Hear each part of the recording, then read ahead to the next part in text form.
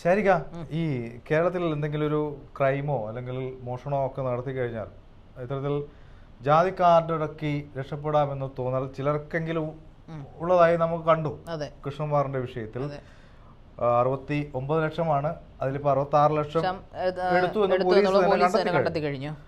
അപ്പോഴും അവിടെ അവശേഷിക്കുന്ന ചോദ്യം ഇവരെന്തിനീ ജാതി പിടിച്ചു കളിച്ചു എന്നുള്ളതാണ്.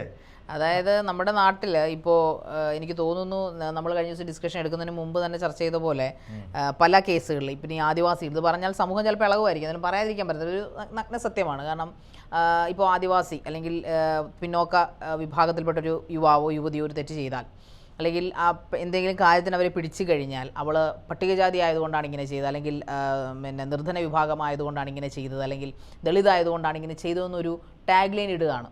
അതെന്തിനാണ് എന്ന് ചോദിച്ചാൽ സത്യത്തിൽ അതൊരു മറയാണല്ലേ, പുകമറയാക്കി വെച്ചിരിക്കുകയാണ് അവരുടെ തെറ്റിനെ കുറയ്ക്കാനുള്ള. ചെറിയ ശതമാനത്തെ തെറ്റിദ്ധരിപ്പിച്ച് അവർക്ക് പിന്തുണ ലഭിക്കും. അതെ, ഞാൻ ചോദിക്കുന്നത് നമ്മുടെ ആദിവാസിയെ കെട്ടിയിട്ടൊരു സംഭവം ഉണ്ടായി, അതിലും തെറ്റ് അവൻ്റെ ഭാഗത്തുണ്ട്. അവന് ഒരു ബോധവുമില്ല. ഞാൻ ആ വീഡിയോ കാണുമ്പോൾ, ആ വീഡിയോ ഈ കഴിഞ്ഞ ദിവസം ഒരു ആദിവാസി യുവാവിനെ കെട്ടിയിട്ട് അവനെ ഇങ്ങനെ ഈ വാർത്തകൾ വരുന്നത് ആദിവാസി യുവാവിന് ക്രൂരമർദ്ദനം, അർദ്ധനഗ്നനാക്കി അല്ലെങ്കിൽ പൂർണ്ണമായി നഗ്നനാക്കി. ഒരു സത്യാവസ്ഥ എന്ന് പറയുന്നത് ആ പുള്ളി കഞ്ചാവോ മയക്കുമരുന്നോ എന്തൊക്കെയോ ലെവലില്ല. ആ റോഡിൽ നിൽക്കുമ്പോൾ അവന് ലെവലില്ല. അവൻ ഇംഗ്ലീഷൊക്കെ പറയുന്നുണ്ട്, ഞാൻ നിങ്ങളെ കോടതി കേട്ടും കോർട്ടിനെ കാണിക്കും എന്നൊക്കെ പറയുന്നുണ്ട്. അപ്പോൾ അതിൽ ഒരു പോയിന്റ് എന്ന് പറഞ്ഞാൽ അവന് ബോധമില്ല. പിന്നെ ഈ ചെയ്യുന്നവർ സ്വാഭാവികമായിട്ടും അപ്പുറത്തും ഇപ്പുറത്ത് നിൽക്കുന്നവർ ഇലികാരി മൃഗങ്ങളല്ല, മനുഷ്യരാണ്. മനുഷ്യർക്ക് വികാരങ്ങളുണ്ടാവും. സ്വാഭാവികമായിട്ടും ജാതി ഏതാ നോക്കുന്നതിനപ്പുറം കോപമാണ് അവിടെ വരുന്നത്. നമ്മുടെ കാറിലെടുത്തും കല്ലെറിയുമ്പോൾ നമുക്ക് ആദ്യം ദേഷ്യമല്ലേ വരുന്നത്, ആദ്യം നമ്മൾ അടിക്കുവാന്, അല്ലെങ്കിൽ ആദ്യം അവന് തെറി പറയും, എന്നിട്ടേ ചോദിക്കുള്ളൂ നിന്റെ നാടും പേരും ഊരും ഒക്കെ. ഒരുപക്ഷെ പോലീസ് കേസ് എടുക്കുമ്പോഴായിരിക്കും ഇവൻ ചിലപ്പോൾ പട്ടികജാതിയാണെന്ന് അറിയുന്നത്, അല്ലെങ്കിൽ ഈ പറയുന്ന ദളിതനാണ് അല്ലെങ്കിൽ ആദിവാസിയാണെന്ന് അറിയുന്നത്. അപ്പോൾ സ്വാഭാവികമായിട്ട് ആദ്യത്തെ വികാരത്തിൻ്റെ പുറത്താണ് ഈ പറയുന്ന സംഭവങ്ങളെല്ലാം സംഭവിക്കുന്നത്. അപ്പോഴും അവിടെ ഈ ജാതിക്കാട് ഇടക്കുന്നു. പക്ഷേ ഇവർ ഭയങ്കര ക്രൂക്കഡ് കളിയാണ് ഈ കളിച്ചത്. ഈ കൃഷ്ണകുമാറിൻ്റെ കേസിൽ ഭയങ്കര ബുദ്ധിയുള്ള അതിബുദ്ധി. അത് കൃഷ്ണകുമാർ ഇപ്പോഴും ആരോപിക്കുന്ന നാലാമൻ ഒരുത്തൻ അതിനകത്തുണ്ട്. അല്ലെങ്കിൽ വെറും സാധാരണക്കാരിൽ സാധാരണക്കാരായിട്ടുള്ള ആ തുറയിൽ താമസിക്കുന്ന സ്ത്രീകൾക്ക് ഒരിക്കലും ഇത്തരത്തിലൊരു സംഭവം ചെയ്യാൻ പറ്റില്ല. ഇത് വെൽ പ്ലാൻഡ് ആയിരുന്നതാണ് അദ്ദേഹം തുടക്കം തൊട്ടേ ആരോപിക്കുന്നത്. തീർച്ചയായിട്ടും അങ്ങനെ തന്നെയാണെന്ന് തോന്നുന്നത്. പക്ഷേ ഇതിനെന്താ തോന്നുന്നത്? തീർച്ചയായും അവരുടെ ഈ ജാതിക്കാട് മാത്രം എടുത്താൽ മതി, അവരെത്രത്തോളം ആസൂത്രണം ചെയ്തു. ഈ ദിയയുടെ ഒറ്റ മറുപടിയിൽ അതൊക്കെ പൊടിഞ്ഞു പോയി. എന്റെ അമ്മ ഇഴവിയാണ്, അച്ഛൻ നായരാണ്, ഞാൻ കല്യാണം കഴിച്ചത് ബ്രാഹ്മണനാണ്, എനിക്ക് പിറക്കാൻ പോകുന്ന കുഞ്ഞ് ഏത് ജാതിയാണെന്ന് പോലും എനിക്കറിയില്ല എന്ന് അവരുടെ ചോദ്യം. പിന്നെ മറ്റൊന്ന്, നമ്മളൊരു ജോലിക്ക് അപേക്ഷിക്കുമ്പോൾ നമ്മളെന്തായാലും ബയോഡാറ്റ കൊടുക്കില്ലേ? എല്ലാ ബയോഡാറ്റയിലും എന്തായാലും എനിക്ക് തോന്നുന്നത് ജാതി മതമൊക്കെ ഉണ്ടാവും അല്ലേ? പിന്നല്ലേ ആ ജാതി മതവും എന്താണെന്ന് അവർ നോക്കിയതിന് ശേഷമല്ലേ ഇവരെ അവിടെ ജോലിക്ക് എടുത്തിട്ടുണ്ടാവുക.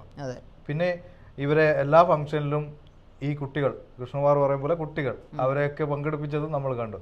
അപ്പോൾ ഇത് രക്ഷപ്പെടാൻ വേണ്ടി അവസാനം ഒരു ജാതിക്കാട് കേരളത്തിൽ ഇത് വിജയിക്കും.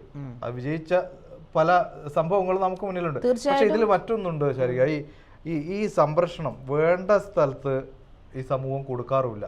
പേരൂർക്കടയില് ഒരു ദളിത് സ്ത്രീ ബിന്ദു, അറിയില്ലേ? അവരെ ഒരു വലിയ വീട്ടിൽ ജോലിക്ക് പോകുന്നു.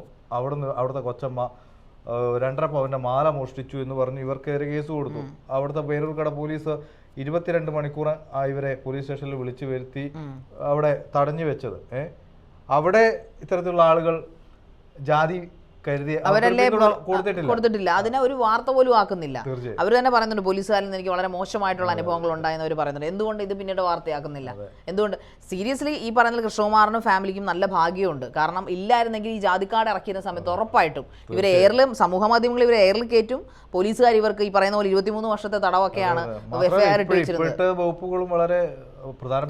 എനിക്ക് സത്യത്തിൽ കേട്ടപ്പോൾ ചിരിയെന്ന് പറഞ്ഞാൽ വന്നാൽ നമ്മുടെ നാട്ടിൽ സമയെ പീഡിപ്പിച്ചവൻ അവൻ വളരെ അന്തസ്സായിട്ട് ഈ പറയുന്ന പോലെ ജയിലിൽ കിടക്കുന്നു. അതോടെ ഈ പറയുന്ന എത്രയോ കാമപ്രാന്തന്മാർ ജയിലിൽ കിടക്കുന്നു. ഇവന്മാർക്കൊന്നും ഇത്രയും ശിക്ഷകളില്ല. എന്തിന് ജീവപര്യന്തം? ഈ ഗോവിന്ദചാമിയുടെ ജീവപര്യന്തം 14 വർഷമാണ്. ഈ അതിനും അപ്പുറം വെൽ പ്ലാൻഡ് ആയിട്ട് ഈ ഫുൾ ഫാമിലിയും 23 വർഷത്തോളം ജയിലിൽ കിടക്കണം എന്ന ഒരു പ്ലാനോട് കൂടി എഫ്ഐആർ ഇടുക, എഫ്ഐആറിന്റെ കോപ്പി ഇവരെ കാണിക്കാതിരിക്കുക, ഇതൊക്കെ ഭയങ്കര മോശമായിട്ടില്ല. അപ്പം കൃഷ്ണകുമാർ തന്നെ പറയുന്നുണ്ട്, എൻ്റെ ജീവിതത്തിൽ ഇത്രയും മോശമായിട്ടൊരു പോലീസ് ഓഫീസർ എന്നോട് ഇങ്ങനെ പെരുമാറിയിട്ടില്ല. രാഷ്ട്രീയം വിടട്ടെ, മുഴുവനല്ല, ആ സ്റ്റേഷനിലെ പർട്ടിക്കുലർ സ്റ്റേഷനിലെ പുള്ളി പറയുന്നത് ഇതിനു മുമ്പ് പലവട്ടം ഞാൻ പോലീസ് സ്റ്റേഷനിൽ പല കാര്യങ്ങളും നല്ല പിന്തുണ ലഭിക്കും. മുഖ്യമന്ത്രി പറയുന്നത് നമുക്ക് നോക്കാം, പേടിക്കേണ്ട, എല്ലാ സപ്പോർട്ടും ഉണ്ടാവുമെന്നാണ് അദ്ദേഹം പറഞ്ഞത്. ആ ഒരു ഉറപ്പിന്മേലാണ് ഇരിക്കുന്നത്. അദ്ദേഹം പലവട്ടം വിളിച്ചു പറയുന്നത്. പ്രധാനപ്പെട്ട ഒരു കാര്യം ഇവർ പറഞ്ഞത്, പൊതുസമൂഹം, അതായത് കേരളത്തിലെ മലയാളികൾ ബുദ്ധിയുള്ള ആളുകളാണ്. അവർ കൃത്യമായും കാര്യങ്ങൾ പഠിച്ച് ഏറ്റെടുക്കുന്നു എന്നുള്ളതാണ്. കാരണം ഈ ജാതി കാർഡ് പൊളിഞ്ഞുപോയി. പക്ഷേ ഷിജിത്തെ അതൊരു അവിടെ ഒരു കാര്യമുണ്ട്, നമ്മുടെ മലയാളം നമുക്ക് അങ്ങനെ അങ്ങ് വിശ്വസിക്കാൻ പറ്റില്ല. വേറെ ഒന്നും കൊണ്ടല്ല, അവരുടെ കയ്യിൽ എല്ലാ ഡിജിറ്റൽ തെളിവുകളും ഇറക്കി. ഈ പറഞ്ഞ സിന്ധു കൃഷ്ണകുമാർ ഇറക്കിയത് കൊണ്ടാണ് നമ്മുടെ മലയാളികൾ നേരെ മലക്കണ്ടം ചാടി മറിഞ്ഞത്. മലക്കണ്ടം ചാടി ഇല്ലായിരുന്നെങ്കിലുണ്ടല്ലോ ഇതുങ്ങളെ ഇപ്പൊ പഞ്ഞിക്കിട്ട് കൊന്നു കളഞ്ഞേനെ. ഇവര് ഫുൾ, അതായത് അവര് നടന്നതും കിടന്നതും സംസാരിച്ചതും എല്ലാ കാര്യങ്ങളും ഡിജിറ്റൽ തെളിവുകൾ ഇവിടെ നായകനായി മാറുകയും കൃഷ്ണകുമാറും ഫാമിലിയും സൂപ്പർ ഹീറോസായി മാറുകയും ചെയ്തതിന്റെ കാരണം ഈ ഒരു തെളിവുകളാണ്. ഇല്ലായിരുന്നെങ്കിൽ ഇവള് പറഞ്ഞതൊക്കെ, ഈ പറയുന്ന പെരുങ്കള്ളികൾ 2 എണ്ണം പറയുന്നത് വിശ്വസിക്കുമായിരുന്നു. ഇപ്പൊ 2 മുങ്ങിയിരിക്കുവാണല്ലോ, 3 പേര് മുങ്ങിയിരിക്കുവാണ്. എന്തുകൊണ്ട് അവർ വാർത്താ സമ്മേളനം വിളിക്കുന്നില്ല? അപ്പോൾ സ്വാഭാവികമായിട്ട് അവരെന്ന് പറഞ്ഞു. ഇതില് ഞാൻ ഒരു വാർത്തയുടെ ഒരു കമന്റ് താഴെ കേട്ടോ, അതെനിക്ക് വളരെ സത്യമാണ് എന്ന് തോന്നുന്ന തരത്തിലുള്ള ഒരു കമന്റ്. അതായത് ഇനി ഒരു സ്ഥാപനത്തിൽ ജോലി നൽകുമ്പോൾ, അതായത് ഒരു ഉയർന്ന ജാതി എന്താവട്ടെ, ഞാൻ ജാതിയിൽ നിന്ന് വിശ്വസിക്കുന്ന ആളല്ല, ആ സ്ഥാപനം നടത്തുന്ന ഉയർന്ന ജാതിയിൽപ്പെട്ട ഒരാളാണ്, നല്ല കഴിവുള്ള കുറച്ച് താഴ്ന്ന ജാതിയിൽപ്പെട്ടൊരു പെൺകുട്ടി അല്ലെങ്കിൽ ആൺകുട്ടി അവിടെ ജോലിക്ക് അപേക്ഷിക്കാൻ വന്നാൽ അവന് കഴിവുണ്ടെങ്കിൽ പോലും അവനെ അവിടെ എടുക്കണോ എന്നുള്ളത് ഈ മുതലാളി ഒന്ന് ചിന്തിക്കേണ്ടി വരും. അങ്ങനെയുള്ള ഒരു സാഹചര്യത്തിലേക്കാണ് ഈ കാര്യങ്ങൾ. അതിപ്പോ കൃഷ്ണകുമാർ ആണെങ്കിലും പറയുന്നുണ്ട്, ഒരു ഓണ്ടർപ്രണർ ഒരു സ്ഥാപനം തുടങ്ങുമ്പോൾ ആധാറും പാൻ കാർഡും എല്ലാം മേടിച്ച് അവന്റെ മറ്റേ പഴയ ഓൾഡ് ജനറേഷൻ വരെ ഇറങ്ങി പരിശോധിച്ച ശേഷം മാത്രമേ ഇനി ജോലിക്ക് വെക്കാൻ പറ്റത്തുള്ളൂ. എന്തു തന്നെയായാലും ജാതി കാർഡ് ഇറക്കി കളിക്കും എന്ന കാര്യത്തിൽ സംശയമൊന്നുമില്ല. അതുകൊണ്ട് തന്നെയും ഈ ഓണ്ടർപ്രണേഴ്സ്, വ്യാപാരം തുടങ്ങുന്നവരോ എന്ത് സ്ഥാപനം ആയിക്കോട്ടെ, എല്ലായിടത്തും ഡിജിറ്റൽ തെളിവുകൾ വെക്കാൻ, പ്രത്യേകിച്ച് CCTV ക്യാമറകൾ, മറ്റു മൊബൈൽ തെളിവുകളെല്ലാം വെക്കാൻ ശ്രദ്ധിക്കുക. അങ്ങനെ ശ്രദ്ധിച്ചാൽ നിങ്ങൾക്കും നിങ്ങളുടെ കുടുംബത്തിനും കൊള്ളാം. ഏറ്റവും വലിയ പാഠമാണ് കൃഷ്ണകുമാർ. അതെ.